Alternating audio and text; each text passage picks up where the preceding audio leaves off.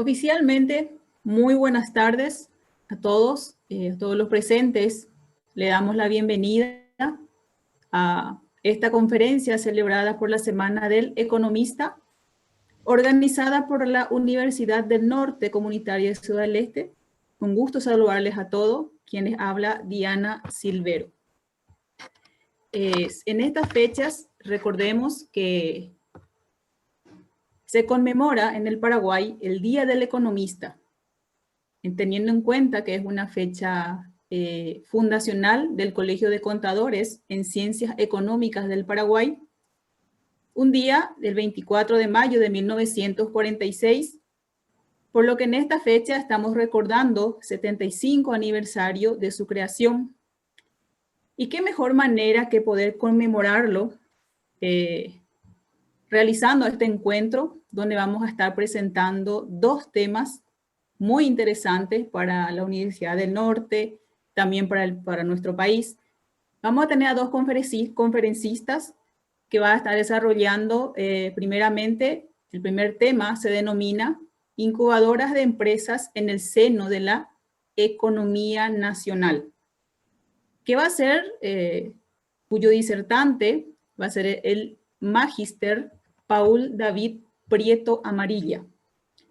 Y luego, como segundo tema, estaremos desarrollando el denominado la preferencia temporal y los costos de transacción en la economía del Paraguay. Esto será a cargo del economista Víctor de Jesús Ocampos Linares. Pero antes de dar inicio a esta conferencia magistral, invitamos a la licenciada Delia Gamarra, directora académica, para que pueda dar la apertura oficial a esta conferencia. La licenciada Delia Gamarra.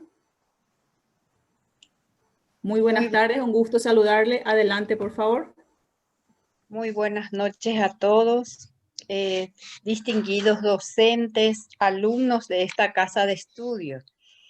Es un placer reunirnos a través de este espacio virtual, pues si bien no es la manera que estábamos acostumbrados a realizar conferencias de este porte con disertantes de la calidad del economista Víctor Ocampos, como así también el magíster Paul Prieto.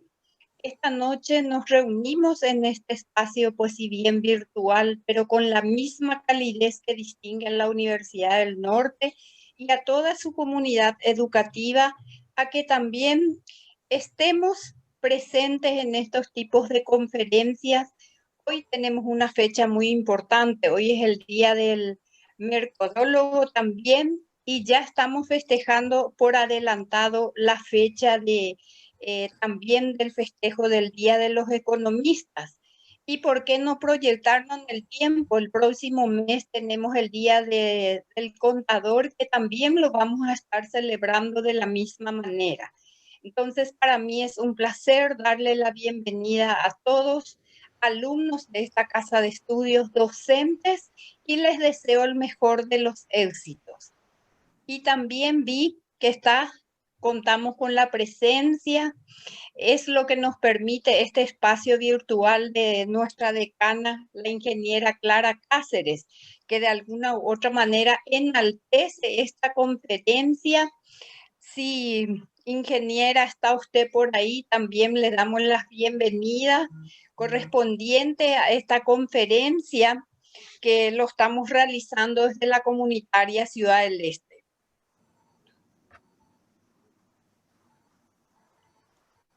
No podría perderme un evento tan importante y más aún con la calidad de nuestros conferenciantes que siempre están dispuestos y fortaleciéndose en sus conocimientos y siempre tan generosos con eso. Así es que muchísimo éxito, felicitaciones por la iniciativa y no pienso perderme un solo momento de toda la presentación que están teniendo. Felicitaciones a todos los presentes y muchísimas gracias por la invitación también. Muchísimas gracias, ingeniera Clara, por su participación. Entonces cedo nuevamente la palabra a la ingeniera Diana Silvero para hacer continuidad a este evento. Muchísimas gracias, licenciada Delia, nuestra directora académica de la Universidad del Norte, de la Comunitaria de Ciudad del Este. Seguidamente damos entonces, cedemos a nuestro conferencista, el señor Magíster Paul Prieto, para que pueda darnos esta conferencia magistral denominada Empresas en el seno de la economía nacional. Bienvenido. Adelante, por favor. Muchísimas gracias por la presentación, licenciado también por la presencia.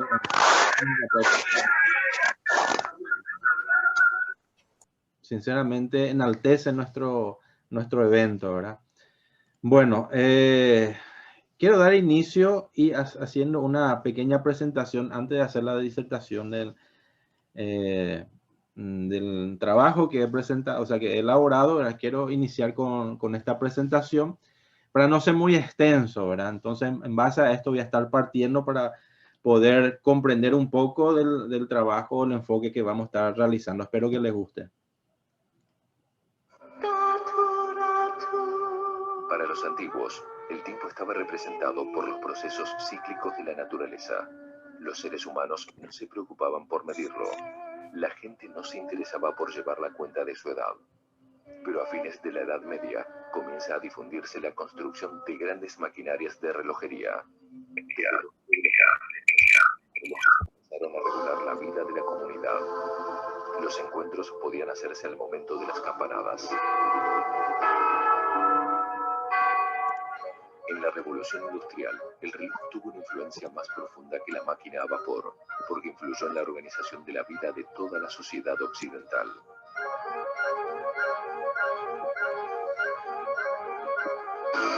La sociedad industrial incorporó nuevas formas de pensar los procesos económicos y sociales.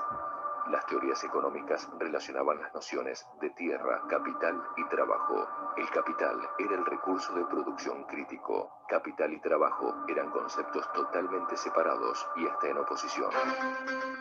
A mediados de los 70, la convergencia tecnológica da lugar al progresivo desarrollo de la computadora. Cuando esas tecnologías se trasladan desde los sectores militares a los civiles, el efecto en la sociedad se hace evidente.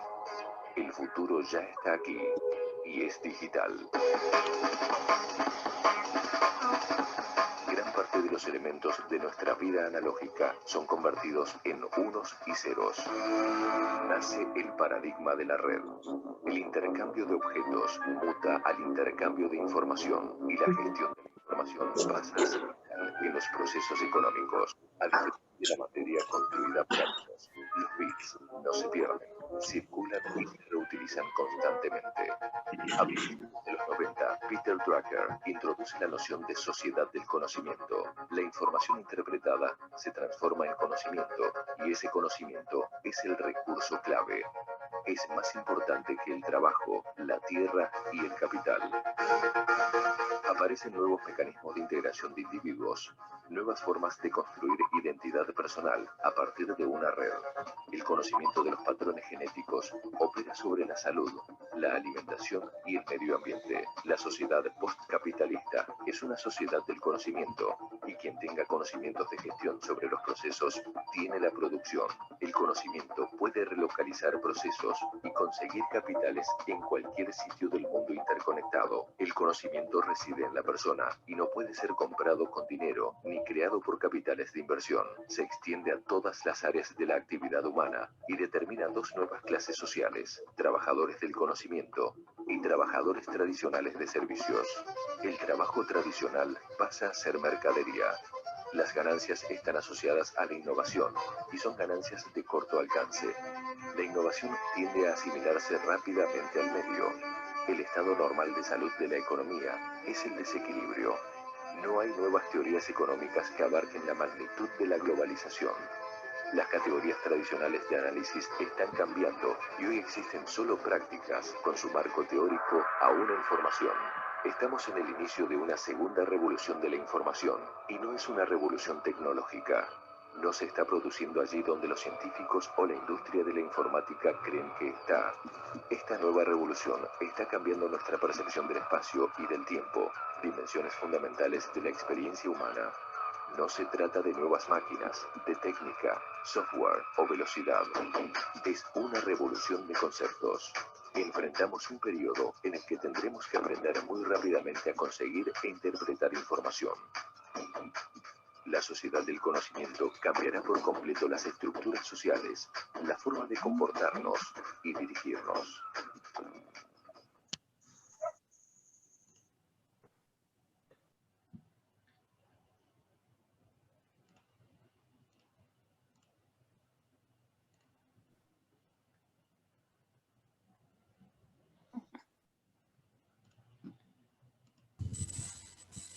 Muy bien.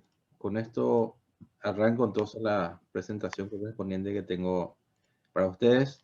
Como ya lo había mencionado la profesora, y creo que se está proyectando. ¿Me avisan? Sí, ya está proyectado. Me da un ok. Sí, profe, está proyectado. Excelente, excelente. Bueno, oficialmente, como les digo, muy buenas noches. El trabajo en sí o la presentación correspondiente trata sobre incubadoras de empresas en el seno de la economía nacional, ¿verdad?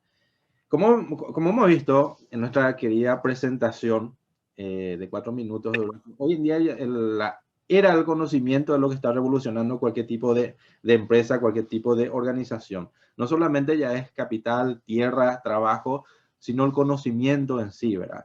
Pasamos por diferentes etapas, por diferentes olas, vamos a decir así, donde va evolucionando constantemente los cambios tecnológicos, las asociaciones correspondientes, hay una reestructuración económica, donde, quieras o no, las universidades están, vamos a decir, a la vanguardia de los conocimientos, ¿verdad? Hay un cambio de cultura organizacional, cambio, vamos a decir, de la moral organizativa, hay transformaciones políticas, sociales, etcétera. Y esto es lo que conlleva a la creación de nuevas ideas, la creación del conocimiento, ¿verdad? Hacer empresa no es, vamos a decir, algo nuevo, ya viene ya de hace tiempo, ¿verdad? Hace tiempo. Hoy en día, va por decir, el tamaño de la empresa no es un asunto muy fundamental, ¿verdad? Cuando existe un conocimiento y cuando está basado en ideas que se puedan proyectar en una innovación. Teniendo en cuenta que el entorno económico de una empresa es muy amplio, ¿verdad?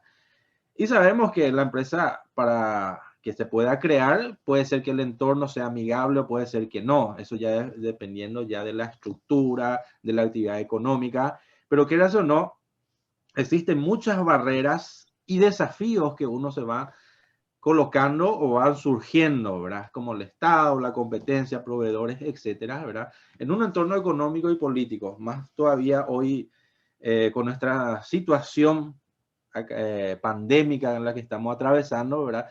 Se nos hace más difícil, vamos a decir, plasmar una idea y tratar de llevarla a cabo con relación a la empresa. Muchos innovadores o muchas personas dicen, quiero crear empresas, perfecto, excelente. Tenemos ideas, ¿verdad? Entonces, lo que traemos así viene a ser ideas, queremos vender, queremos comprar, más todavía las universidades donde tienen facultades de economías y empresas, se enfocan, vamos a decir, en crear tipos de empresas, diferentes tipos de empresas. Pero en el momento de la puesta en marcha, siempre surgen los inconvenientes o los problemas, ¿verdad? Entonces, para que una empresa pueda surgir, para que una empresa pueda entrar en el mercado, ¿verdad? Existen muchos obstáculos, muchas debilidades, inclusive muchas veces por falta de conocimiento o por una logística que pueda llevar a ese emprendimiento al mercado, ¿verdad? Bueno. Ok. Y se nos comentan, nosotros escuchamos ideas, hay ideas que te dicen, mira, tenemos que hacer una empresa, ¿por qué no realizamos la empresa? Y cuando surgen las ideas de crear empresas para un entorno económico, dice, claro, tiene que conocer el mercado. Sí, pero yo conozco el mercado, conocemos la parte legal, solamente tenemos que ir en la Hacienda, tenemos que solicitar un patente comercial, por ejemplo, ¿verdad? Al Ministerio del Trabajo. Y muchas veces no solamente es eso, ¿verdad? No solamente eso, porque crear una empresa puede ser sencillo, pero mantenerse en el mercado es lo complicado. Porque dice, ah, qué lindos son los dibujitos que tenemos acá. No, pero no es tanto así. Esto es la historia, esto es la verdadera situación de la creación de una empresa. Está en un marco regulatorio, que hay diferentes tipos de normativas, en una cultura social.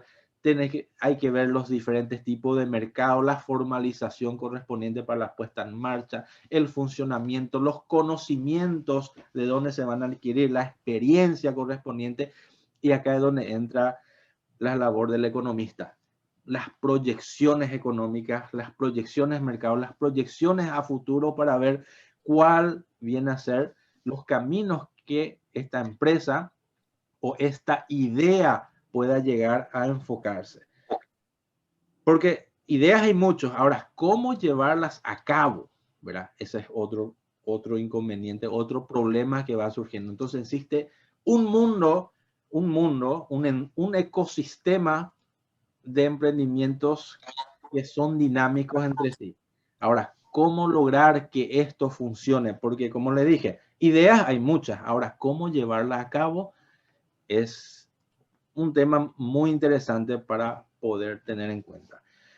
Ahora, por decir, en este gráfico vemos que cualquier tipo de empresa que se va iniciando siempre hay el riesgo correspondiente, ¿verdad? Cuando se quiere gestar una idea, ¿verdad? Siempre incurren en problemas.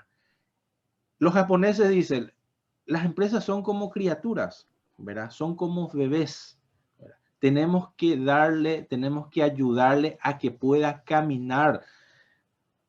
Las criaturas no te van a dar utilidades todavía, ¿verdad? Mientras que todavía no camine, mientras que todavía no esté en funcionamiento por sí solo, sigue siendo un bebé. Y las empresas son la misma cosa, ¿verdad? Por eso tenemos acá en una curva, por ejemplo, Valle de la Muerte, que mayormente los japoneses y estudios científicos dicen que una empresa, después de los 3 años aproximadamente, podemos decir que se va a estar consolidando. Si no llega a los 3 años, la empresa prácticamente no va a gestarse. Entonces hay muchos inconvenientes, por eso vemos que empresas que en buenas ideas van iniciando, pero en el transcurso se van quedando por el camino. ¿Por qué? Porque no hay acompañamiento, a lo mejor porque no hay conocimientos, no hay estrategias y hace cada vez más difícil. Entonces, la Asociación Correspondiente de Empresas de los Estados Unidos, que viene a ser la Administración de Pequeños Negocios, ha realizado un análisis correspondiente y se han enfocado de que el 70%, 80% de las empresas incubadas tienen mayor éxito de que las otras empresas que no son incubadas, que solamente salen al mercado entre 25 y 30%, ¿verdad? Eso es el análisis que han realizado la Administración de Pequeños Negocios en Estados Unidos, ¿verdad? Con relación a pequeñas y medianas empresas. Incubadora de empresas es el nombre, o sea, como un bebé, ¿verdad? ¿Por qué vienen a ser las incubadoras de empresas? Vamos ya a analizarnos en el transcurso. Primeramente, se ha realizado un análisis de riesgo. Mayormente, ¿por qué las empresas que surgen sin acompañamiento prácticamente tienden a cerrarse o no tienden a salir en el mercado? Hay varios. Algunos de ellos son falta de experiencia, compromiso insuficiente, ausencia de estrategias, falta de experticia, financiamiento por sobre todo. Imagínense cuando solicitamos, ¿por qué no abrimos una empresa? ¿Por qué no abrimos una empresa? Hace tiempo ya te recibiste, ¿qué pasó? Y no tengo capital, ¿verdad? Y muchas veces el capital no es lo económico, el capital no es la tierra, ¿verdad?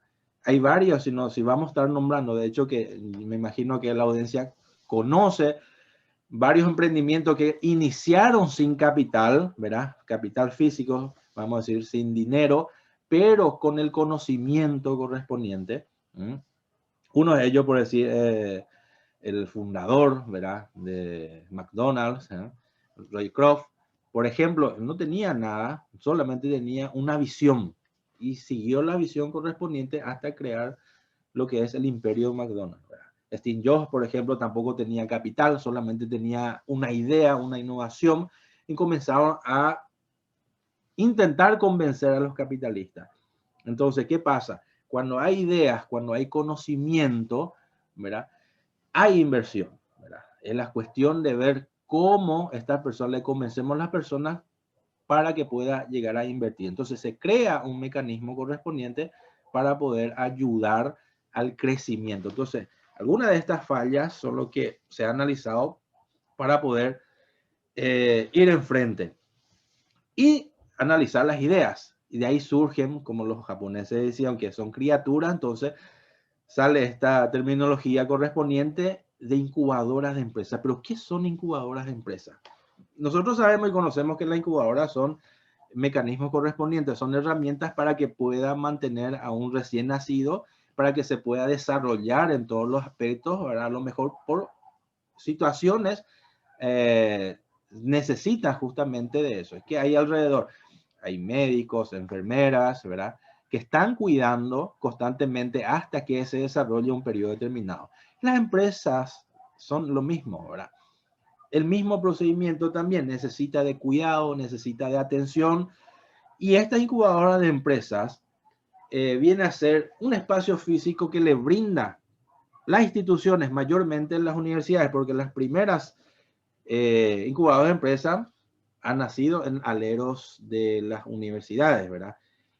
Las primeras incubadoras de empresas nació ya en los años 40 en Estados Unidos, donde surgieron las primeras ideas correspondientes, ¿verdad? De ahí surgieron el Silicon Valley, por ejemplo, en Estados Unidos, y ese modelo se comenzó a expandir en todo el mundo. Un espacio físico donde ayuda a las creatividades, ayuda a las innovaciones a poder darle formato, a poder darle forma en todos los procedimientos correspondientes, sea infraestructura. La idea justamente es para tratar de disminuir los costos y que darle forma a esa idea.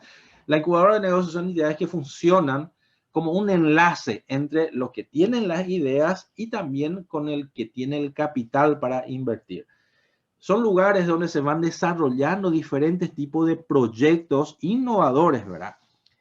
Se crea un modelo de negocio mayormente con las ideas para poder ponerlas en marcha, ¿verdad? Entonces podemos decir que las empresas son empresas especializadas a asistir a los emprendedores con los proyectos en pañales, ¿verdad? Entonces se va creando, se va analizando, se va reestructurando, se crea una organización para poder dar apoyo a las ideas, a los emprendimientos.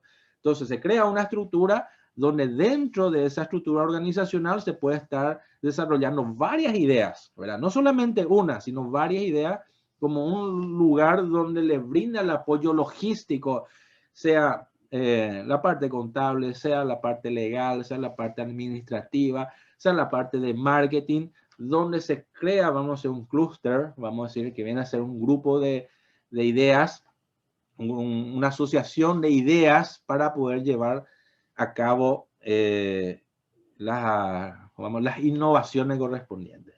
¿Cómo funcionan? Primeramente se vienen las ideas, ¿verdad? La Universidad del Norte existen muchísimas ideas que constantemente inclusive son trabajos finales de grado donde se potencia la creatividad, ¿verdad?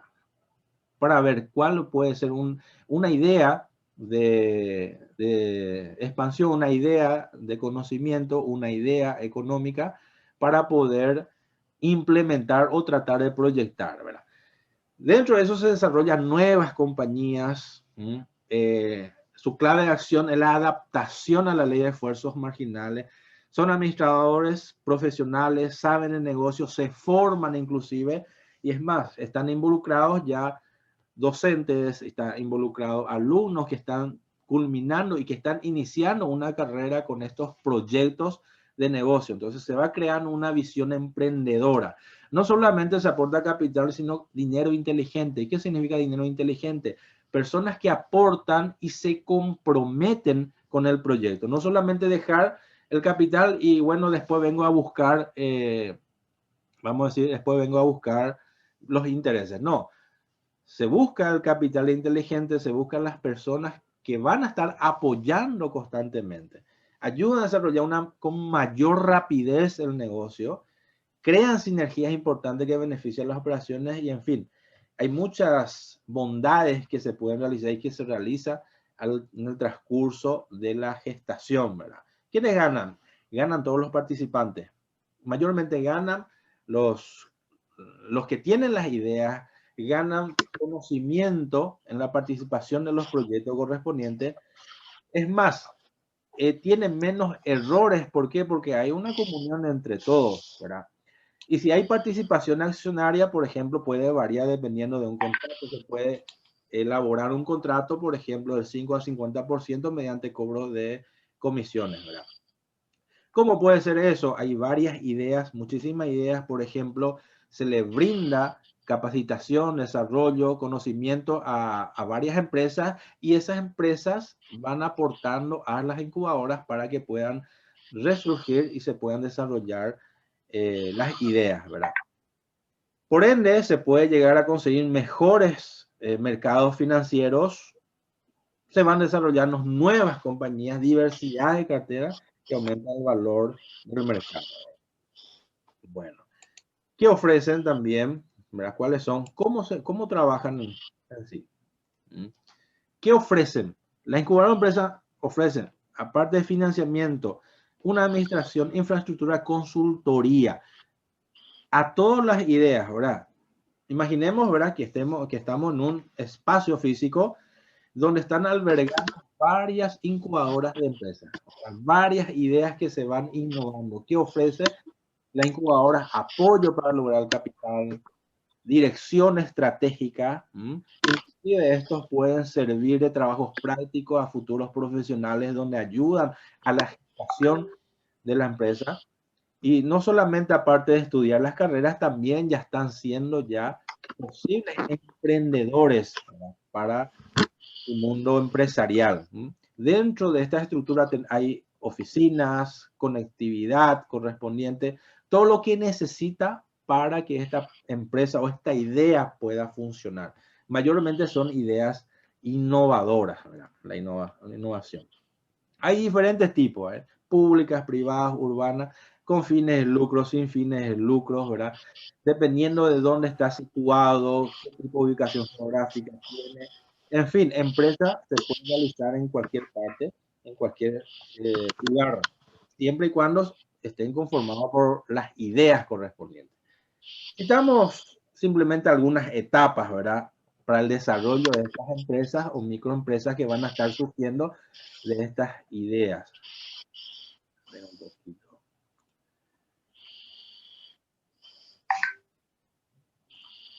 Ahí está. Ok.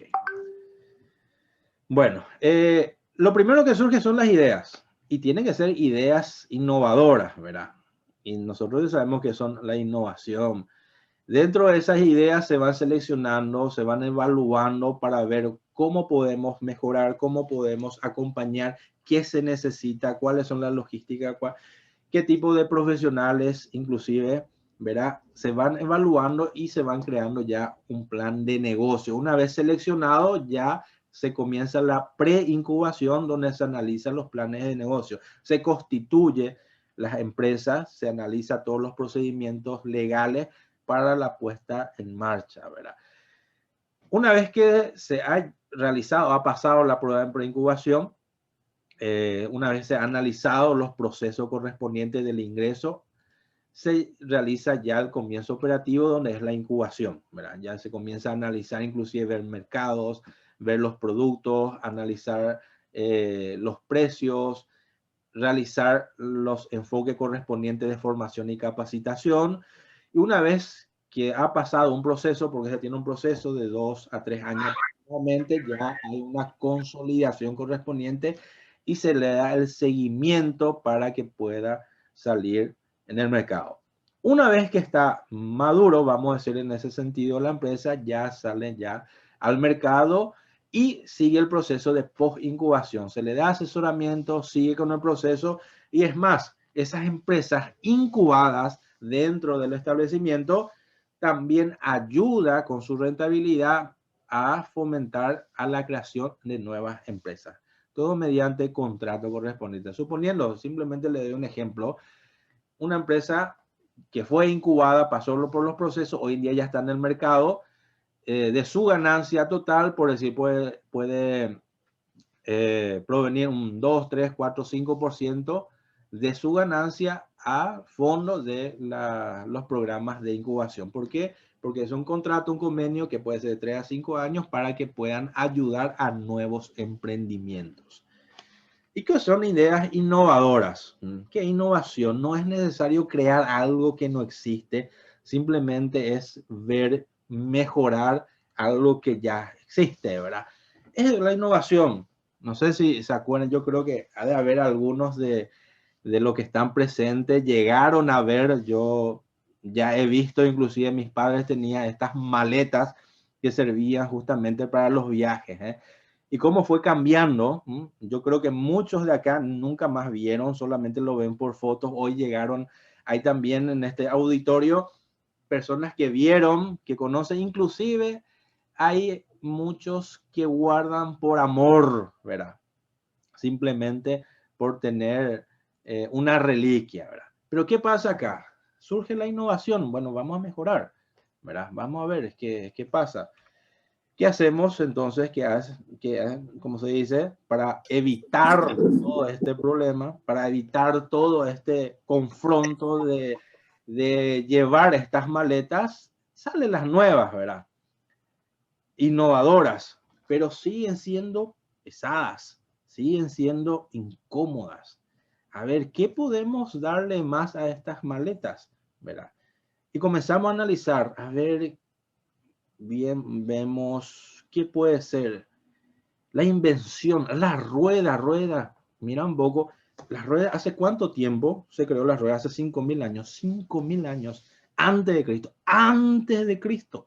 O sea que la rueda ya existía 5.000 años antes de Cristo. Vamos a ponerle rueda. ¿Cuál es el problema? Tenemos una innovación acá, más comodidad. Mira, compramos las más, a ver, el profesor economista Víctor está vendiendo maletas, yo le compro todas sus maletas a 100.000 guaraníes, le pongo las rueditas y vengo a 200.000, ¿verdad?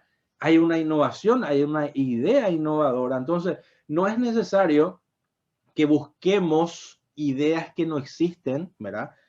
Porque innovar podemos hacer por muchas cosas. Innovación de ideas, de proyectos, de bienes, etcétera, y en base a eso se realiza el análisis correspondiente. Bueno, estos son algunos procesos que van pasando, ¿verdad?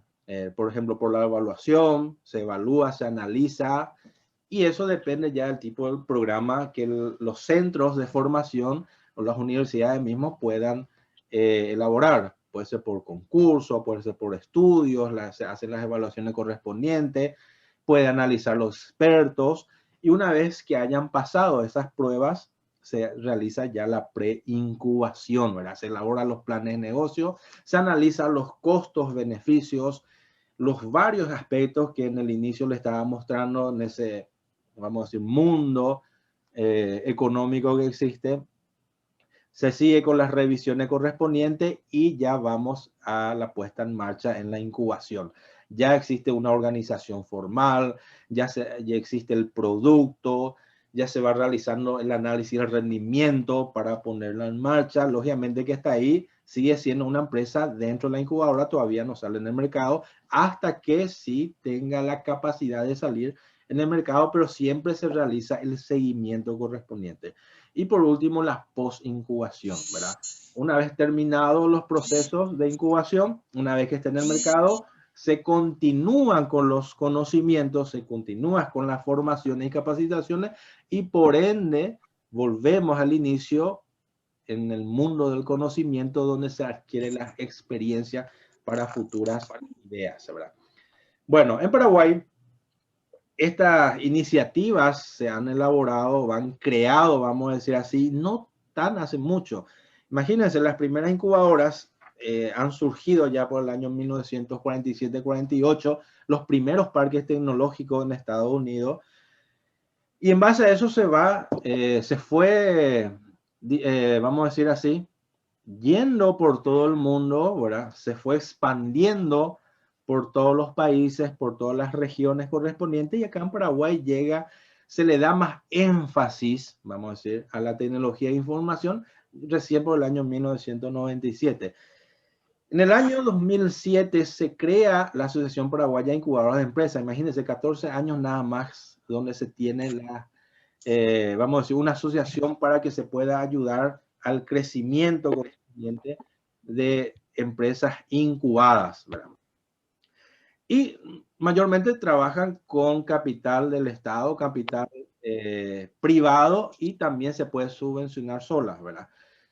En este caso, la CONACYT también ayuda al emprendimiento correspondiente, donde existe diversos actores políticos, sea públicos o privados, para poder estimular el rol de las incubadoras de empresas.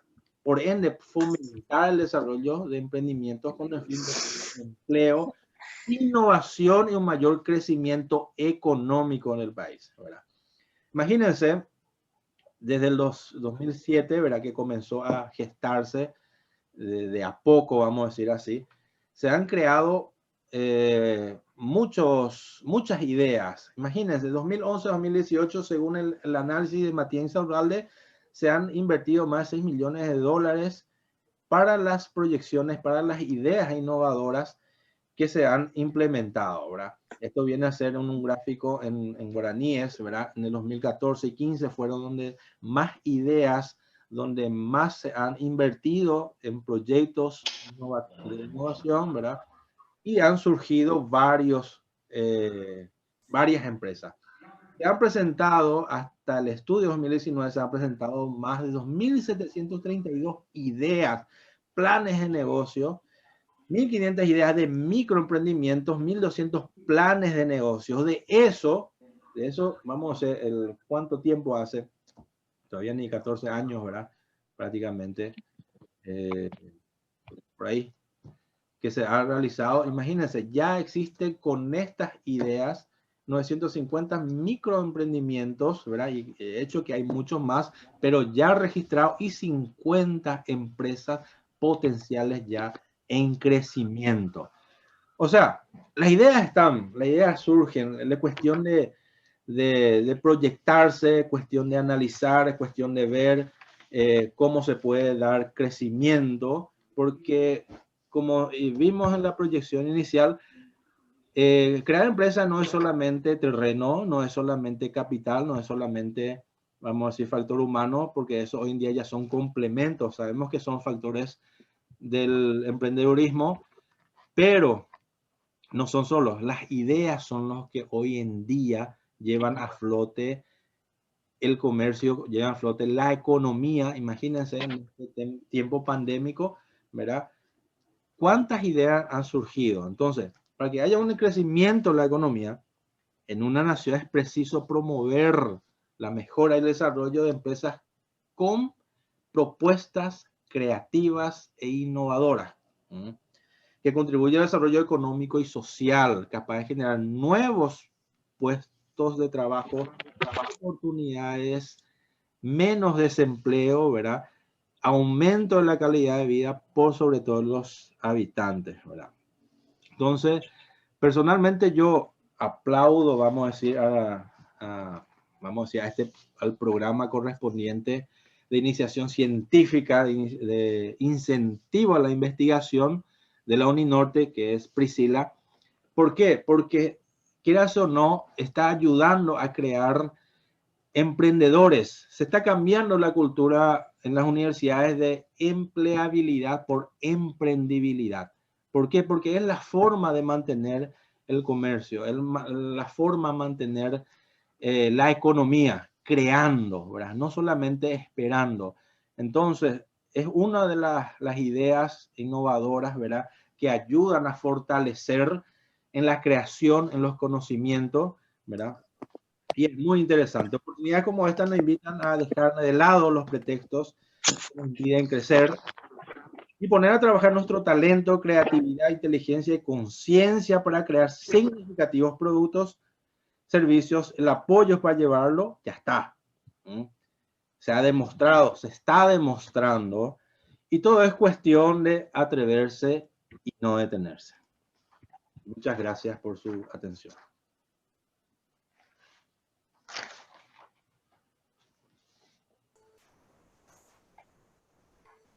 Excelente. Muchísimas gracias al profesor Paulo Prieto por su excelente presentación. Incubadora de empresas, muy interesante e innovador, donde se enlazan las ideas innovadoras justamente y el capital o dinero inteligente. Muy bien, una vez concluidas las dos conferencias, vamos a estar abriendo un panel de debates donde puedan los participantes hacer sus consultas y dilucidar cualquier duda que pueda tener. Seguidamente vamos a presentar el siguiente tema, que va a estar a cargo del economista Víctor de Jesús Ocampos. Este tema también muy interesante, que se denomina la preferencia temporal y los costos de transacción en la economía paraguaya. Profesor Víctor, un gusto saludarle. Adelante, por favor. Muchas gracias por la presentación y muchas gracias a toda la audiencia que está ahí atenta.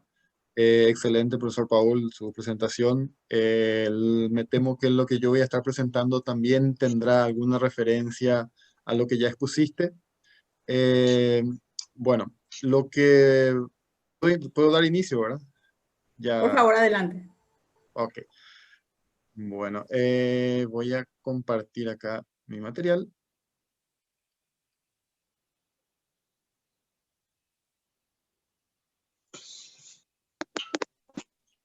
Bueno, lo que pretendo hacer esta noche es hablar un poco o abordar ciertos temas de teoría económica que generalmente no se desarrollan en el ámbito académico nacional.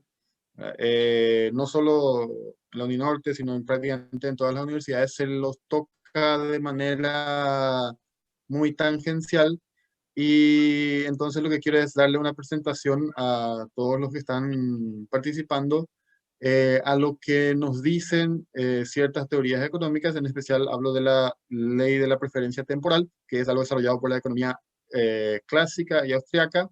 Luego voy a estar hablando un poco de teoría de juegos, muy poco, ¿verdad? Pero es para darle complemento a todo lo que voy a estar exponiendo. Teoría de juegos es una rama de la matemática y la economía. Y luego estaré abordando ya los costos de transacción que dan el puntapié inicial al análisis de la firma o de la empresa. Antes del desarrollo de los costos de transacción, la economía consideraba un hecho la existencia de una empresa. Nunca nadie se había preguntado por qué existen empresas. Entonces, a partir de Ronald Coase, que es un economista inglés, quien desarrolló el concepto en sí de costos de transacción, empezó a tener, por decir así, tener una explicación del por qué existen empresas. Muy bien, empecemos entonces con lo que es la preferencia temporal.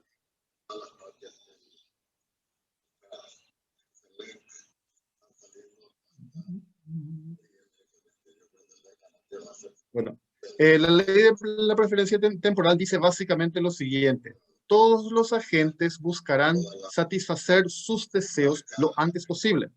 Entonces, eso es prácticamente lo que ocurre en toda la sociedad. Cada individuo, cada agente busca permanentemente satisfacer sus deseos en la brevedad posible. Eso significa que estaremos buscando permanentemente satisfacción instantánea, ¿tá? Pero la satisfacción instantánea nos obliga a vivir un carpe diem permanente, vivir todos los días como si fuera el último día. Entonces, lo que nos indica la preferencia temporal es que ese es el comportamiento natural del ser humano y de prácticamente todos los seres vivos, el de vivir todos los días como si fuera el último. Y eso se manifiesta normalmente cuando vemos a un chico, a un bebé o un niño. Ellos viven de satisfacción instantánea, permanente y sucesiva. Entonces, ellos siempre quieren ya, yo quiero, yo quiero, yo quiero. Entonces, algo que diferencia al adulto de un niño es justamente que ya tiene una capacidad de postergar esa satisfacción. O sea, él ya es consciente de que debe abstenerse de una satisfacción instantánea debido a que existe algo que se llama futuro. ¿Ah? Entonces, lo que ocurre en sí es que la vida misma es de cara al futuro y el futuro es incierto. Nadie sabe lo que va a pasar dentro de un minuto, dentro de una semana o dentro de un mes. Y eso creo que todos lo hemos experimentado con este tema de la pandemia. Entonces, siempre existe la incertidumbre del futuro.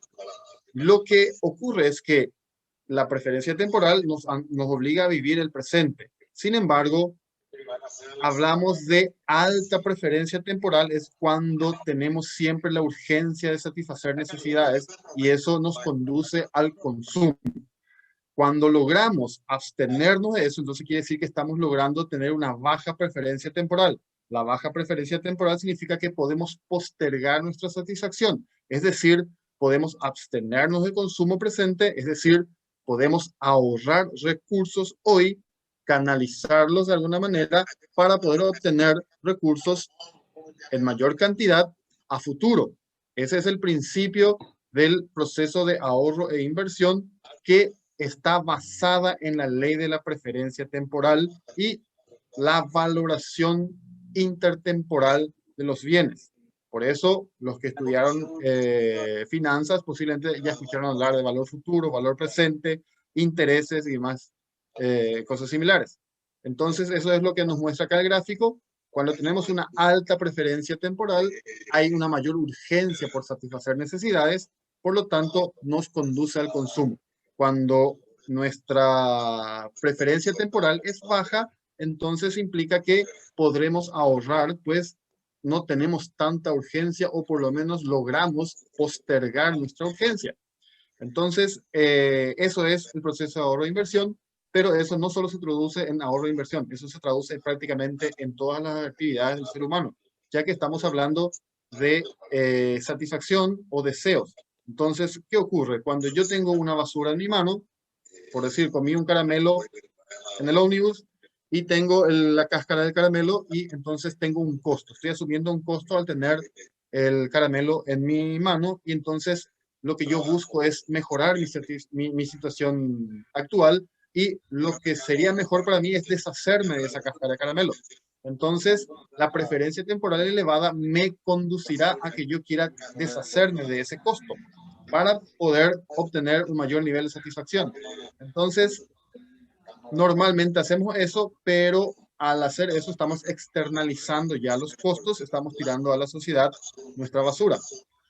Lo mismo ocurre cuando cruzamos, por ejemplo, el paseo central. La gente que anda en moto agarra y cruza el paseo central, lo que está haciendo es teniendo una alta preferencia temporal. Él lo que quiere es llegar a su destino lo antes posible, por lo tanto prefiere cortar camino por el paseo central en vez de hacer todo el giro por la rotonda. Entonces estamos hablando de comportamientos económicos que por lo general no lo vemos de ese modo.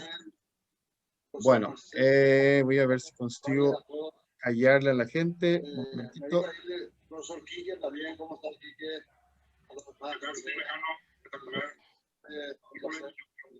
Francisco también veo que está por ahí. Buenas noches. Permiso, señores, disculpen interrumpir. Tengo un aviso que estamos iniciando la conferencia. Bueno, ¿hay alguien que está escuchando otra conferencia? Bueno, no consigo enmudecer.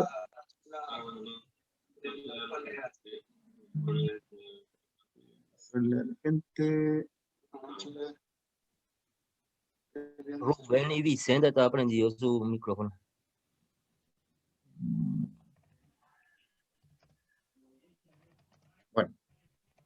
Creo que ahora se cayó.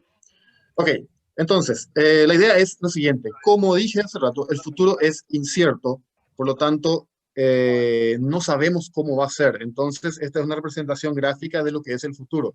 Es algo que no logramos verlo, pero se puede ir vislumbrando qué hay más allá de la niebla que impide ver el futuro mediante el conocimiento. Entonces, lo que nos permite el conocimiento es poder proyectarnos hacia el futuro.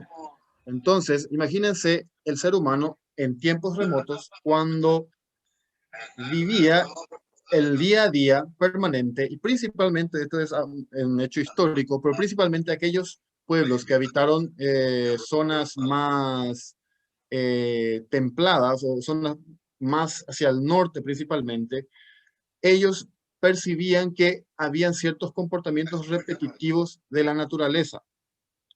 Y eso se manifestaba justamente, estamos hablando de la manifestación de los,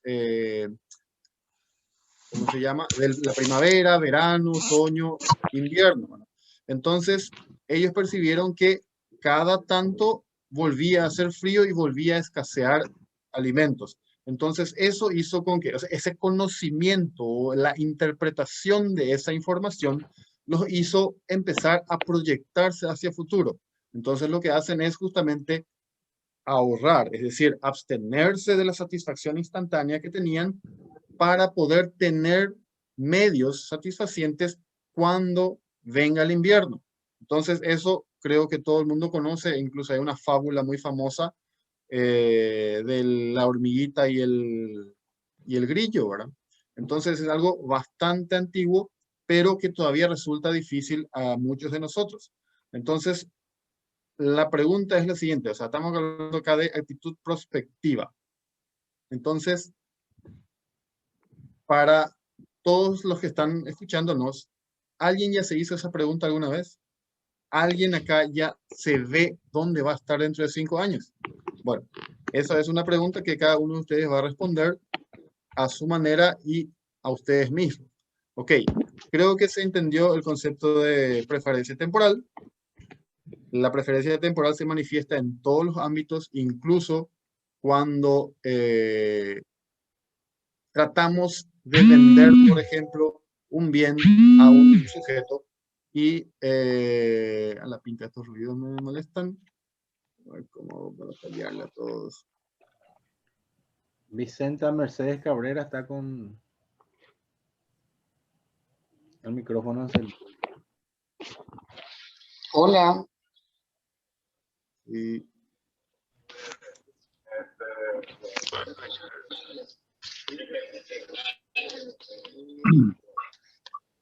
Vicenta, apaga tu micrófono, por favor. ahí ya apagó. Ok, gracias.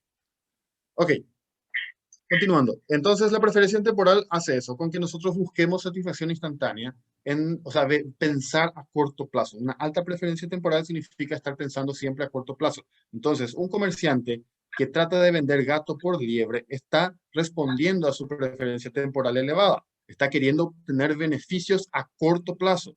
Entonces, él venderá gato por liebre, o sea, va a vender, por decir, un ladrillo en lugar de un celular en el centro. Él hizo su dinero con eso y siente que obtuvo su beneficio. Y el otro, lamentablemente, fue engañado. Entonces, estamos hablando de una respuesta natural a nuestro instinto prácticamente de tratar de obtener beneficios a el más corto plazo posible. Ok. Ahora bien, explicando ya esto, pasaré a hablar de lo que es la teoría de los juegos. ¿Qué tiene que ver la teoría de los juegos con la preferencia temporal? Es lo que vamos a estar viendo. Entonces, la teoría de los juegos es una parte, es una rama de la economía que trata de analizar prácticamente casi todas las actividades humanas, pero como si fueran juegos. ¿Verdad? Entonces, prácticamente los negocios son juegos, el amor es un juego, las amistades también funcionan como un juego, y obviamente están los juegos prácticamente que son esto que, como estoy mostrando acá, este es un juego de ajedrez.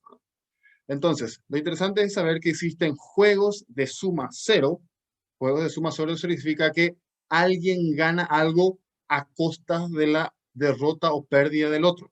Entonces, eso es un juego de suma cero. ¿Tá? Entonces, cuando uno gana un partido de fútbol, perdió el otro. Entonces, estamos hablando de un juego cuyo resultado en este caso es un juego de suma cero. En el caso del ejemplo del sujeto que vendió gato por liebre o que vendió un pedazo de ladrillo encajado en una caja de celular en vez del celular, estoy hablando también de lo mismo, de un juego de suma cero. Uno ganó en detrimento del otro. Pero también es importante saber que no todos los juegos son de suma cero. Existen muchísimos tipos de juegos y el que voy a estar analizando, y es el que normalmente se analiza o se estudia para tratar de entender el cómo surgió la cooperación, o sea, incluso es la evolución de la cooperación, es un libro muy interesante de Axelrod y Hamilton. El tema está en que existen los juegos de suma no cero o juegos de suma no nulas. Entonces, juegos de suma cero es lo que ya había explicado. Acá uno gana en detrimento del otro. Y luego están los juegos de suma no cero, que significa que dependiendo de las decisiones de los jugadores, el juego puede ser de suma cero o puede ser de suma no cero, es decir, que puede beneficiar a ambos jugadores. ¿Ya? Y el juego más famoso y tradicional de esto es el dilema del prisionero. Y el dilema del prisionero es lo siguiente, es un planteamiento en el cual existen dos presos, ¿verdad? El preso A y el preso B, y fueron capturados por un crimen, ¿verdad? Pero ambos estaban siendo, por decir, perseguidos por sospechas de participar de un crimen más grave. El crimen más grave les va a dar 5 años de cárcel, pero el crimen por el cual fueron capturados ahora les dará solo 1 año de cárcel. Sin embargo, se les propone, se les separa a los dos jugadores en piezas distintas, en celdas distintas, y a ambos se le hace la misma propuesta. Entonces, al preso número A se le dice que si delata al otro preso, él quedará libre y que tendrá solo 1 año de cárcel por el delito que había cometido. Y entonces, como él colaboró, como él delató, entonces va a estar, va a irse suelto. Se le va a soltar.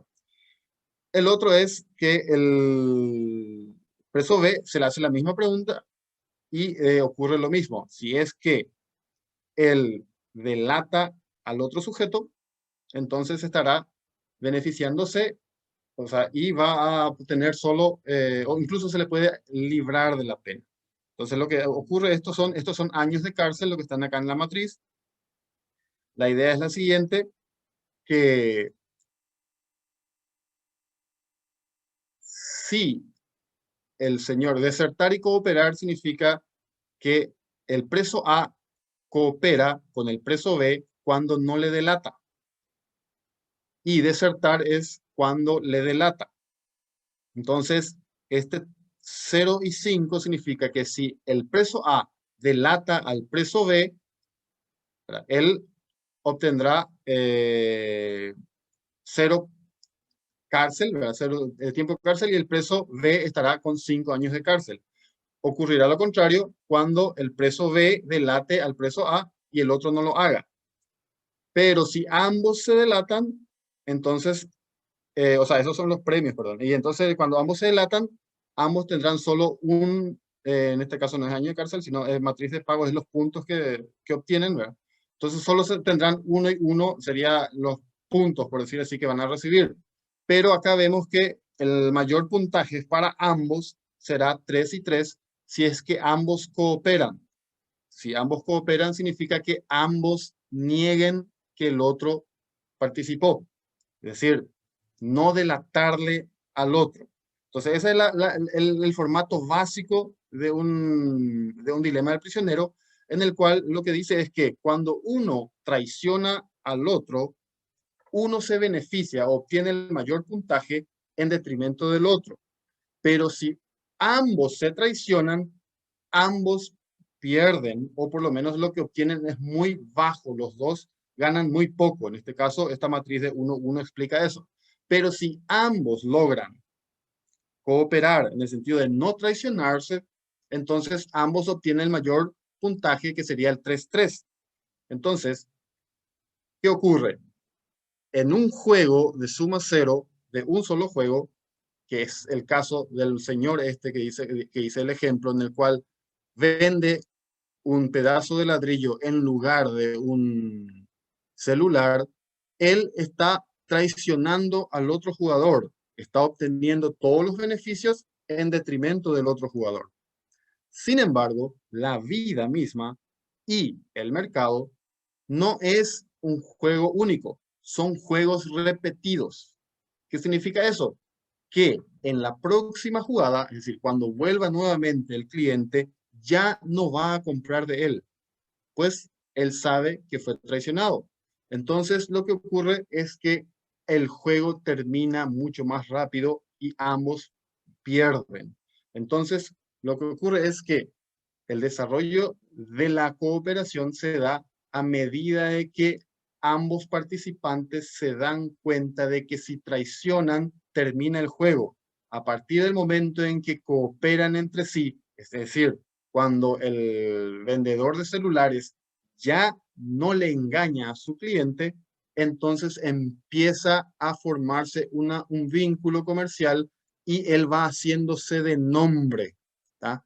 Entonces, el vendedor va haciéndose de nombre a medida que no engaña a su cliente, y el cliente también podía tener los mismos incentivos, no tiene esa necesidad cuando los dos comienzan a repetirse.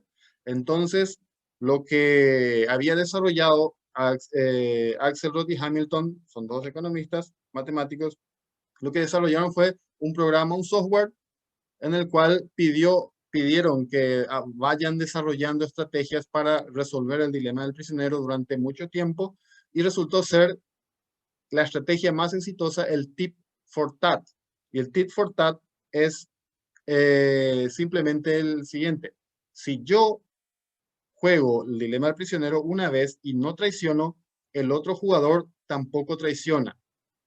Pero sin embargo, si yo traiciono, el otro jugador me va a responder de la misma manera.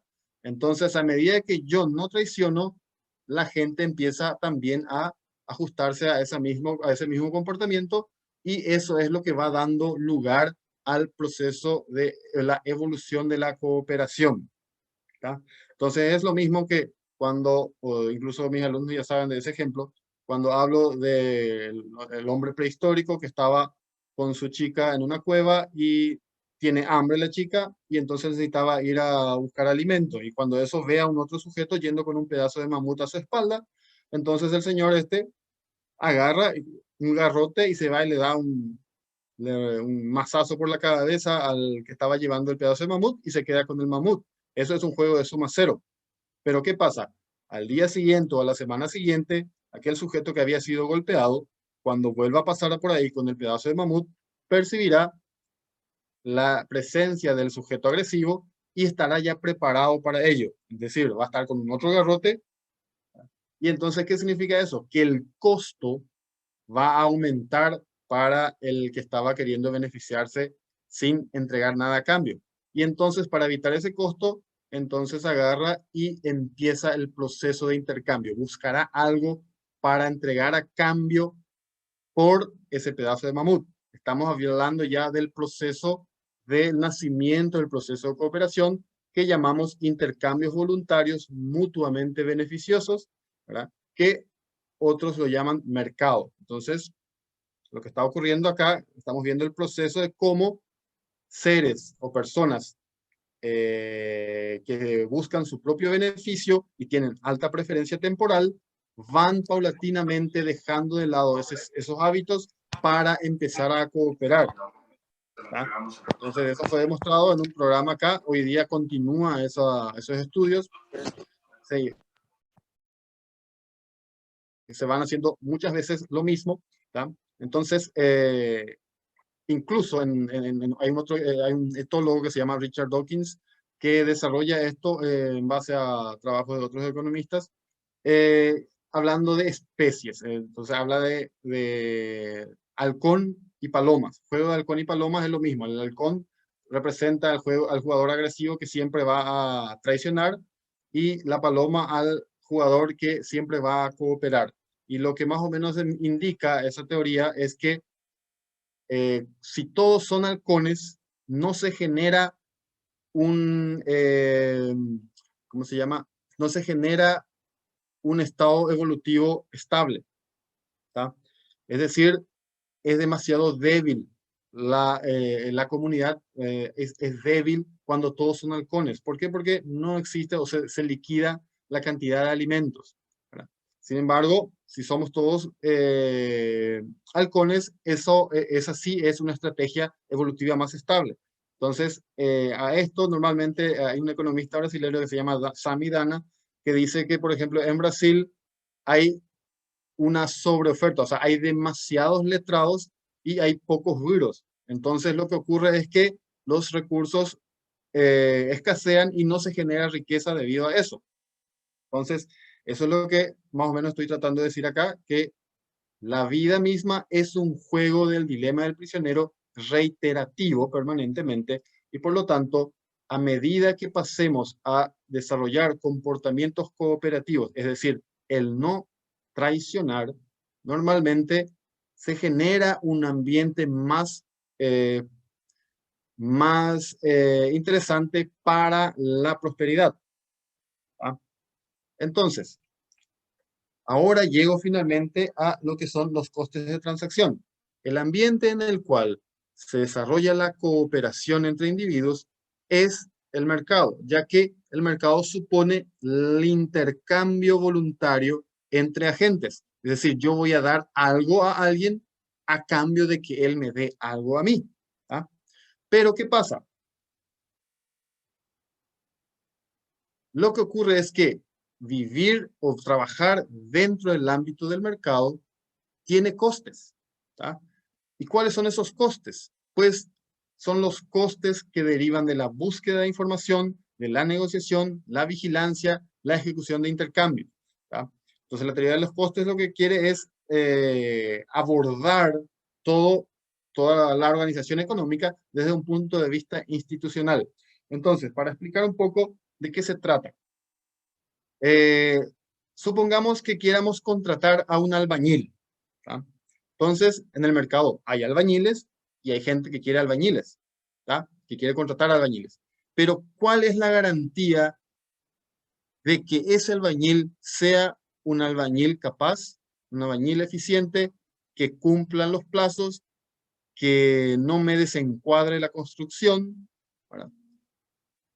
¿Cuál es la garantía que el albañil tiene de que yo le pague en día, ¿verdad? Que no le quiera explotar, ¿verdad?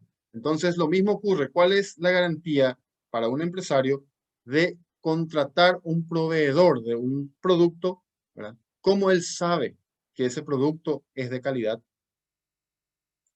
Cuando el empresario contrata a un empleado, ¿cómo él sabe que ese empleado es eficiente, es honesto, es puntual? ¿Cómo el empleado sabe que ese empresario no lo va a explotar, que le va a pagar en día, que si le hace trabajar horas extras, le va a pagar horas extras? Entonces, todos esos son lo que llamamos costes de transacción. Tiene que ver mucho con la confianza que se tiene entre los agentes, tiene que ver con las dificultades para abrir un negocio que tiene el país o donde se esté ubicando la empresa o la actividad económica, ¿verdad? Las dificultades que tengamos para abrir un negocio, las dificultades que tengamos para pagar impuestos, las reglamentaciones que se generen o que se tenga, el cambio permanente de las reglas, ¿verdad? Entonces, estamos hablando de muchos factores que generalmente no se tenían en cuenta dentro de lo que es el análisis económico. Entonces, estos son algunos ejemplos de costes de transacción. Tenemos el costo de establecer y mantener derechos de propiedad. Imagínense lo difícil que es en Paraguay, por ejemplo, de hacer una transferencia de título de propiedad o de obtener un título de propiedad. Y eso es un problema no solo de Paraguay, de todos los países en desarrollo. Y eso fue analizado por Hernando de Soto en su trabajo El milagro del capital, donde justamente percibe él que nuestras sociedades se le otorga, por decir, tierras, pero nadie se preocupa en titularlas. Normalmente tenemos un contrato de compra-venta y esto usamos para tratar de legitimar nuestra propiedad. Entonces, ese es un grave problema que existe a nivel institucional en nuestro país.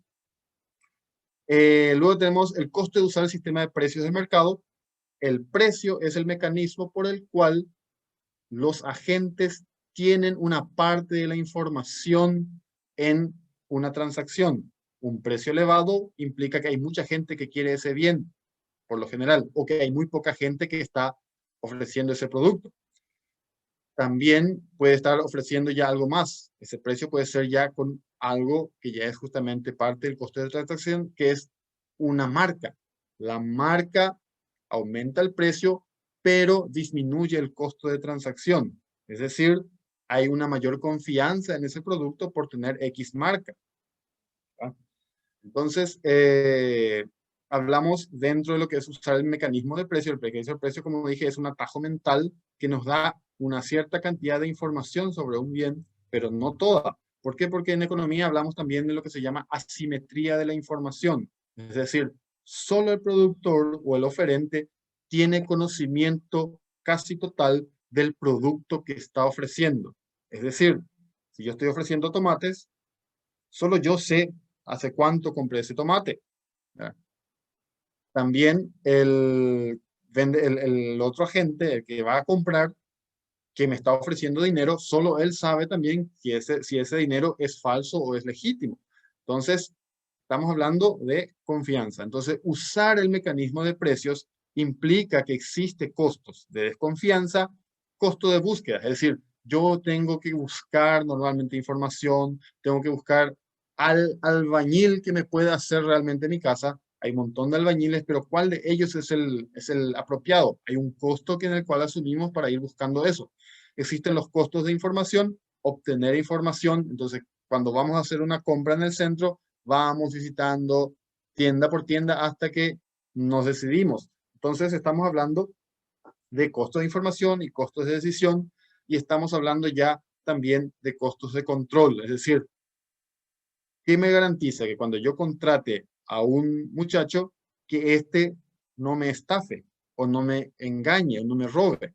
Entonces ahí tengo que empezar a gastar en costos de control. ¿Va? Y entonces también está el tema de que todos los agentes tenemos algo que se llama racionalidad o razón limitada. Por culpa de eso, los contratos generalmente son incompletos. Casi toda transacción es tácitamente un contrato, ¿tá? Pero todos los contratos son incompletos. Es decir, siempre puede ocurrir algo que no esté contemplado en el contrato, y ahí surgen los oportunistas, que es lo que aparece acá. El oportunista es el que quiere sacar ventaja de una situación, y entonces eso también es un costo. O sea, en un país donde no se cumplan contratos, estamos hablando de un país cuyos agentes son mayormente formados por oportunistas. ¿Tá? ¿Qué significa todo esto? Que nuestro país está mayormente formado por agentes que generan costos elevados a aquel que quiera desarrollar algo. Normalmente se justifica la formación de empresas para que el empresario trate de no recurrir todo el tiempo al mercado para poder contratar gente. O sea, yo no tengo que estar contratando todos los días a una secretaria, sino que formo un contrato indeterminado o por 2 o 3 años, y entonces ella pasa a ser parte de la empresa. Lo que yo hice fue, agarré y hice una integración vertical. En vez de subcontratar a la secretaria, ya lo formo parte de la empresa. Entonces la empresa lo que busca es reducir los costos de transacción que existen en el mercado. Y entonces esa reducción obliga a que se empiece a realizar costos o pagar costos de organización. A medida que nuestros costos de transacción son elevados, más tendremos que gastar en costos de organización para tratar de evitarlos. Entonces, si estamos hablando de una sociedad que hay mucha gente no tan honesta, por decir así, en el depósito, personal que trabaja en el depósito y que quiere sacar cosas del depósito, le obliga a la empresa a comenzar a instalar un sistema de seguridad, cámaras en todas partes. Esos son costos que se deben asumir. Estamos hablando que eso va elevando el costo de operación de la firma. Entonces, prácticamente todo eso ocurre no solo en el sector privado, sino en el sector público también. Entonces, estamos hablando acá de que también en el sector público existen costos de transacción elevadísimos. Y principalmente en nuestro país existe un costo elevado en ese campo debido a las organizaciones informales dentro del Estado. Entonces tenemos la gente que siempre actúa o se maneja dentro del campo público principalmente, solo se mueve en caso de que haya un incentivo adicional, ¿verdad?, extraoficial para que pueda moverse, ¿verdad? Entonces esos son costos que nadie cuantifica, pero sin embargo elevan el costo de transacción de un país como el nuestro. Entonces, hablamos acá de la necesidad, o sea, en teoría de los costes de transacción se habla de la necesidad de que se generen,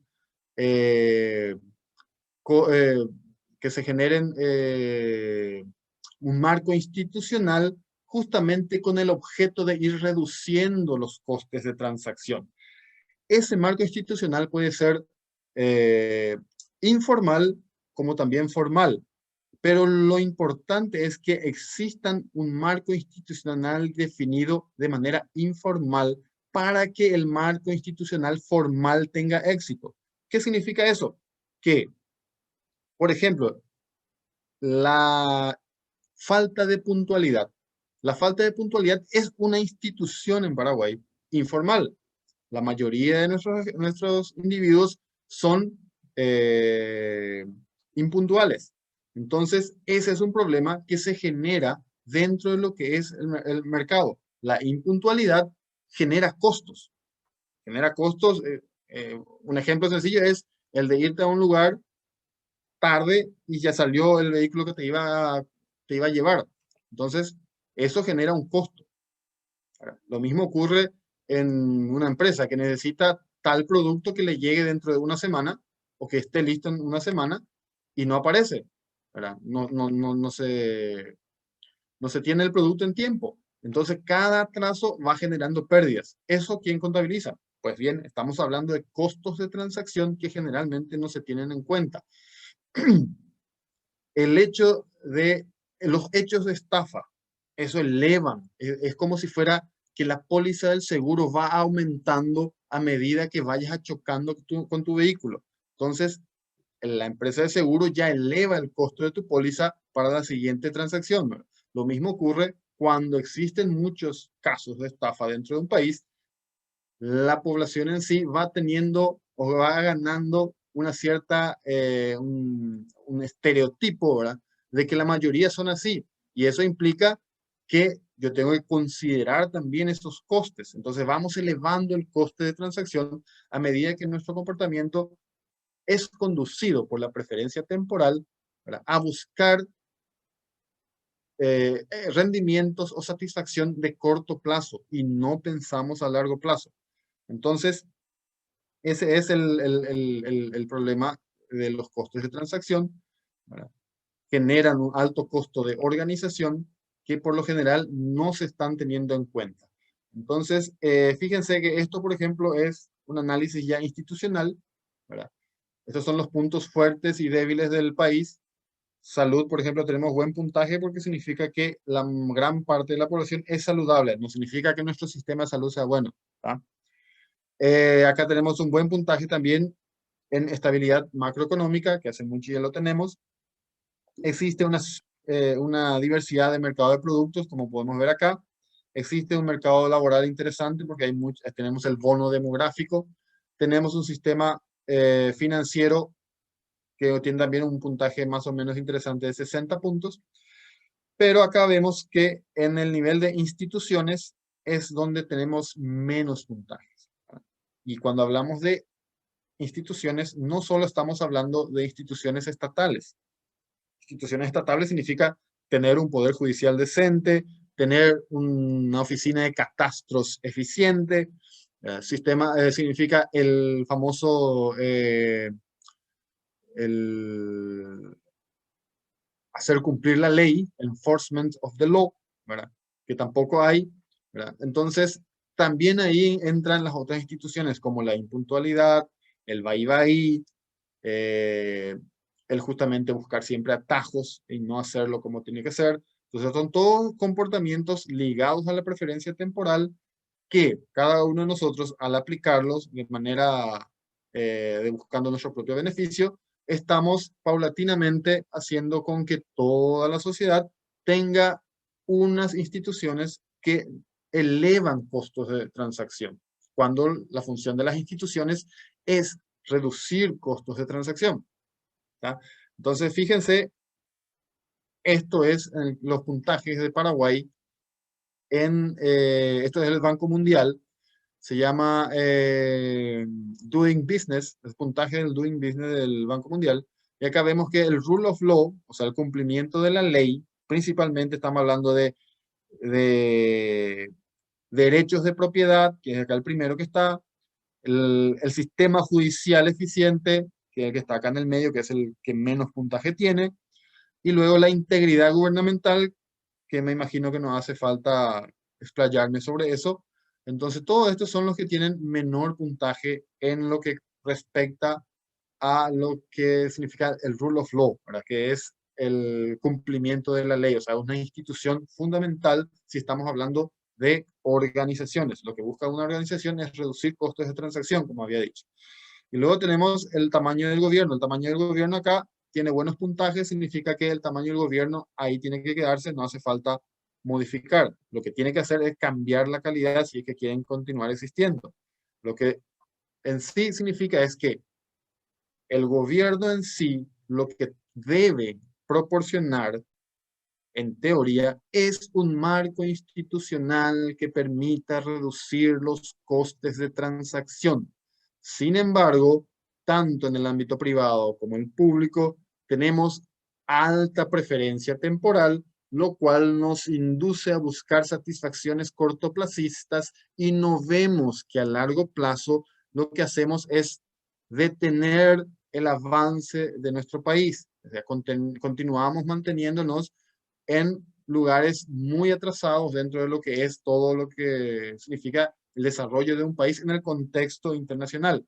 Y estos son números, acá pueden ver el ranking de Paraguay, nosotros estamos en el puesto 125 del mundo en las facilidades o lo positivo o como un buen ecosistema para el desarrollo de los negocios. Significa que existen 124 países mejores en donde cualquier inversionista, sea nacional o extranjero, querrá ir. Entonces, Paraguay, en su equipo económico, siempre se enfoca en las variables macroeconómicas y han logrado un buen trabajo. Sin embargo, estamos fallando en lo que respecta a los costes de transacción que implican el nivel, la calidad de la mano de obra, significa, la calidad de mano de obra incluye, ¿cómo se llama? Formación, capacidad técnica, honestidad, puntualidad, etc. También tenemos fallas de calidad del lado empleador. El empleador siempre quiere joderle a su cliente o quiere joderle a su empleado. Entonces, todo eso deteriora nuestras posibilidades de transaccionar y elevan nuestros costos de transacción.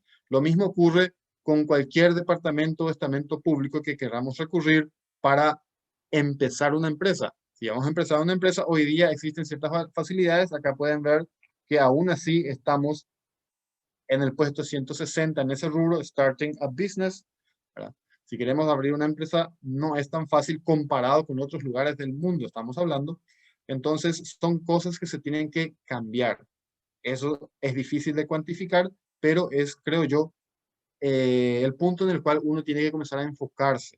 Ya no solo hablando de inflación estable, de crecimiento del PIB, etcétera, cuando en realidad nuestros problemas son institucionales. Y no solo estamos hablando de instituciones gubernamentales, estamos hablando de instituciones informales nuestras.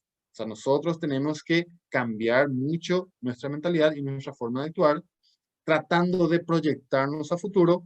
Eso significa tratar de buscar abstenernos o postergar nuestra satisfacción. Es decir, si yo me quiero ir de A a B y el camino es un poco largo, hacer un atajo, estoy rompiendo ciertas reglas porque hay reglas que hay que seguir. En el tránsito vemos permanentemente eso. En el semáforo del kilómetro 6 hay una fila y todo el mundo comienza a romper la fila y meterse por los costados. Entonces ahí estamos destruyendo la institucionalidad y estamos generando costes de transacción. Es decir, aquel que intenta avanzar está obteniendo resultados positivos en un juego de suma cero en detrimento de la gente que se queda en la fila. Lamentablemente eso conduce a que todo el mundo empiece a copiarlos, ¿verdad? Por efecto manada, se le copia al exitoso y todo el mundo deja de respetar las leyes. Entonces ahí es donde se complica nuestra sociedad prácticamente, ya que van deteriorando las instituciones o incluso no permiten que se formen instituciones. Entonces, eso era lo que quería tratar. Hablé de la preferencia temporal, hablé de teoría de los juegos, que normalmente toda la vida y todo el campo principalmente del mercado es un juego de suma no cero, porque a medida que uno posterga su satisfacción, es decir, comienza a ser eficiente, comienza a vender un producto de calidad, lo que logra es que a medida que el juego se repita, vaya finalmente generando lucro o generando beneficios para la gente. Cuando pensamos a corto plazo, queremos engañar, entonces logramos a corto plazo resultados positivos, pero deterioran los resultados finales a largo plazo. Entonces, eso es todo. Muchísimas gracias por su atención. Espero que haya sido interesante.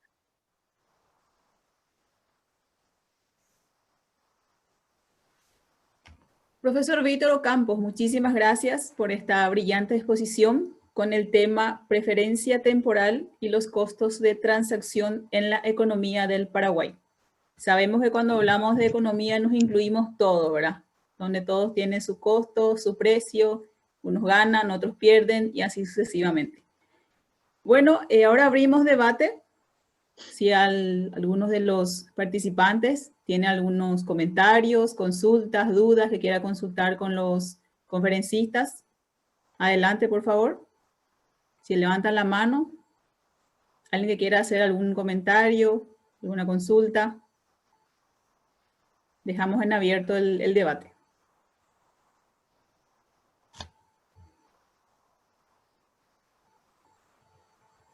Carlos Torres, te escuchamos.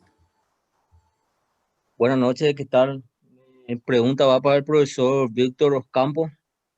Me gustaría saber su opinión, ¿verdad?, con respecto a este cambio de sistema de estudio, ¿verdad?, de presencial a virtual.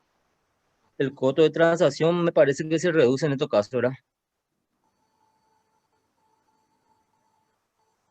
Sí, al entrar al campo virtual existe una reducción de costes de transacción debido a que existen más facilidades para entrar en contacto, ¿verdad? Necesita trasladarnos, por ejemplo, de un lugar a otro, etc. Entonces, en ese sentido, podemos hablar que existe una reducción de costes de transacción. Luego sería lo siguiente, el caso de, por ejemplo, la posibilidad de calificar al profesor por medios online, es un mecanismo que se está utilizando para reducir costes de transacción en el mercado de hoteles. Si ustedes se dan cuenta, hoy día, si ustedes quieren quedarse en un hotel no sé, en Nicaragua, ¿verdad?, ¿cómo van a saber si el hotel va a ser bueno o malo? Entonces, ya antes se hacían el tema del sistema de estrellas, ¿verdad? Hotel 3 estrellas, etcétera, porque había un estándar de calidad para ello, ¿verdad? Pero hoy día hay un sistema mucho más eficiente para reducir esos costes de transacción, que es en las calificaciones que le ponen los usuarios. Entonces, las estrellitas que le ponen el usuario al hotel van dando la información al posible cliente de que ese hotel es de calidad. Entonces, de ese modo, la tecnología permitió la reducción de costes de transacción en la hora de elegir el hotel donde quedarse.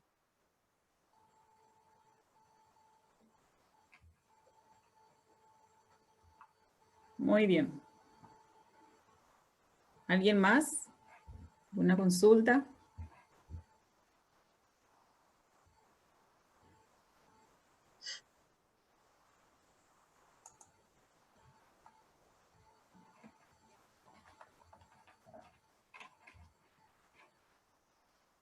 Bueno, Eh, creo que quedó muy claro las respectivas conferencias, muy interesantes. Yo me quedo con una frase que mencionó el profesor Víctor.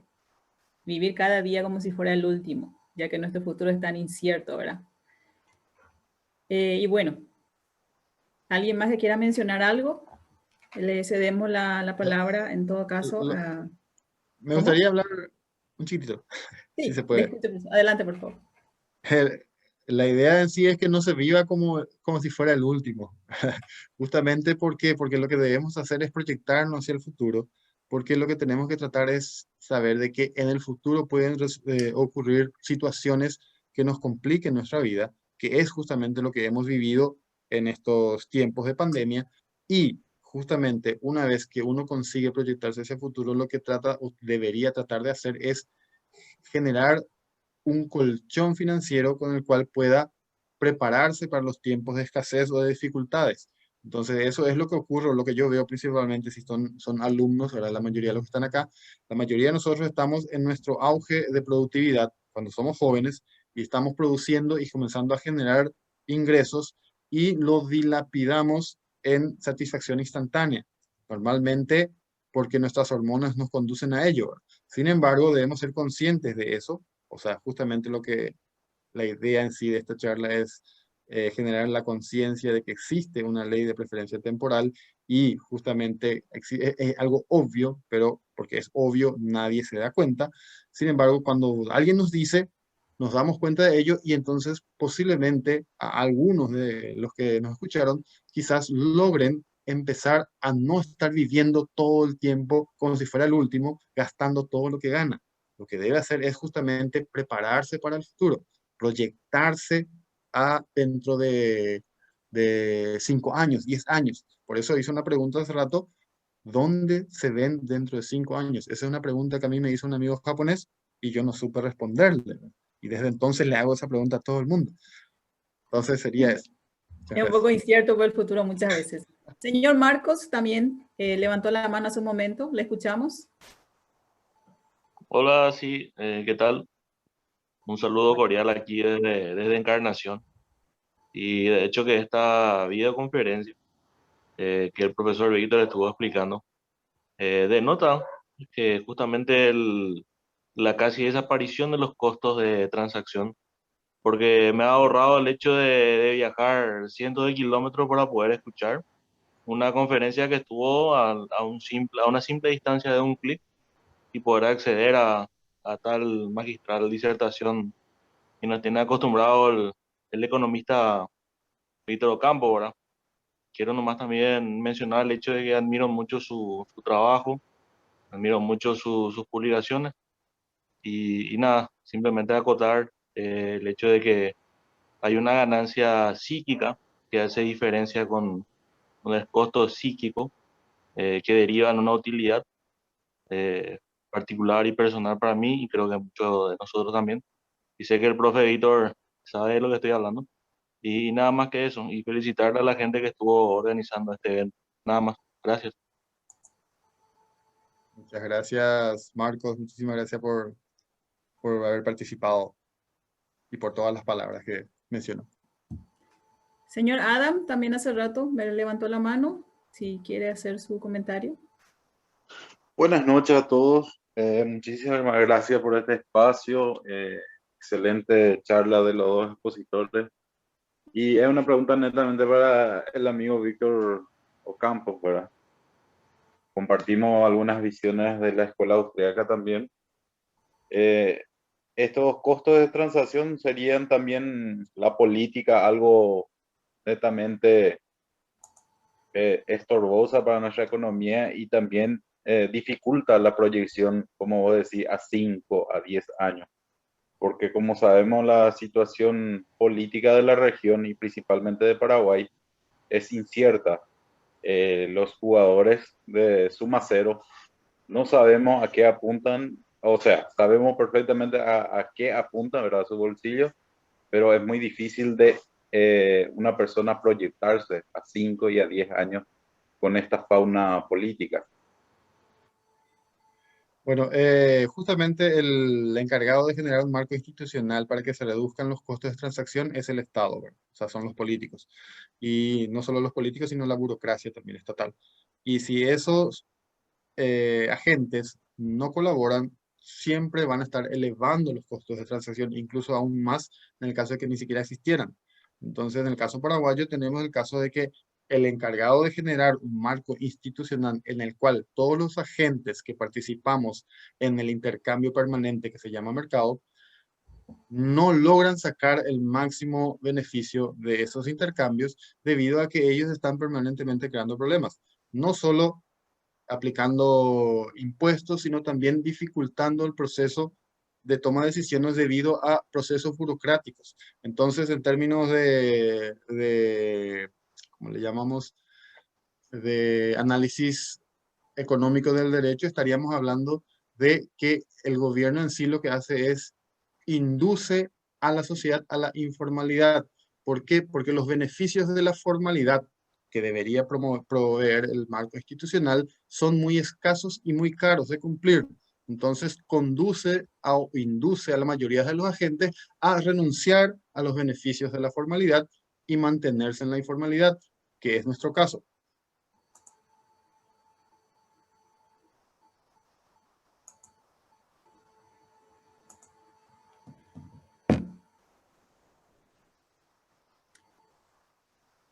Excelente. ¿Tenemos alguna consulta más? ¿Un comentario?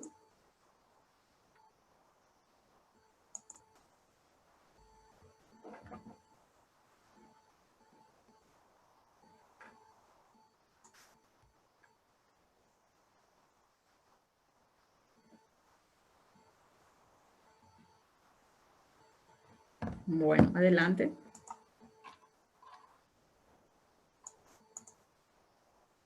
Excelente. Si no tenemos más consultas, gustaría cederle la palabra a la ingeniera Clara Cáceres o a la licenciada Delia Gamarra. Si quiere dar algunas palabras. Adelante, por favor. Bueno, nuevamente nos encontramos en este espacio. A mí, en nombre y representación de la Universidad del Norte, van mis agradecimientos para los dos disertantes de esta conferencia, el economista Víctor Ocampos y el magíster Paul Prieto. Es para mí un placer dar un cierre tan triunfal donde hemos logrado a través de la institución, con la calidad que caracteriza la Universidad del Norte, articular estos temas, especialmente el tema dictado de incubación de empresas, ¿verdad? Son temas vinculados a las carreras de marketing, como especialmente en la carrera de emprendedurismo.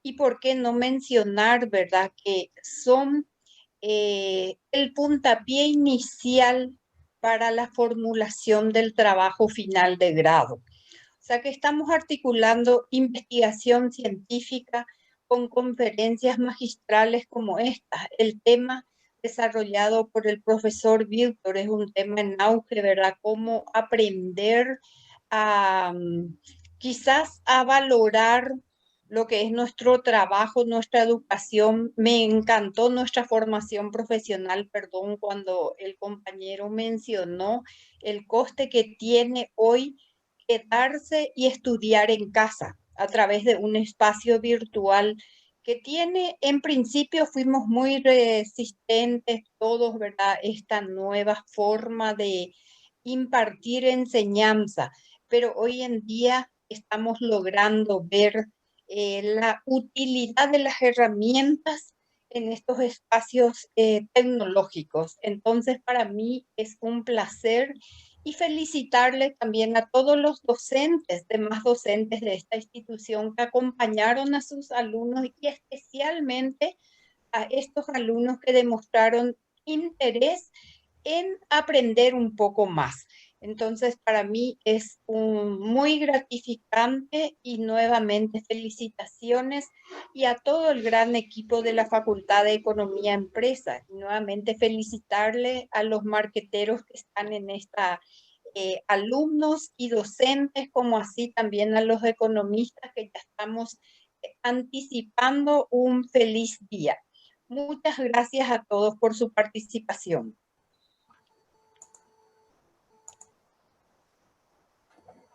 Excelente, directora. Muchísimas gracias a usted, en nombre de los conferencistas también por darles esta oportunidad a ellos de poder hacer esta flamante presentación.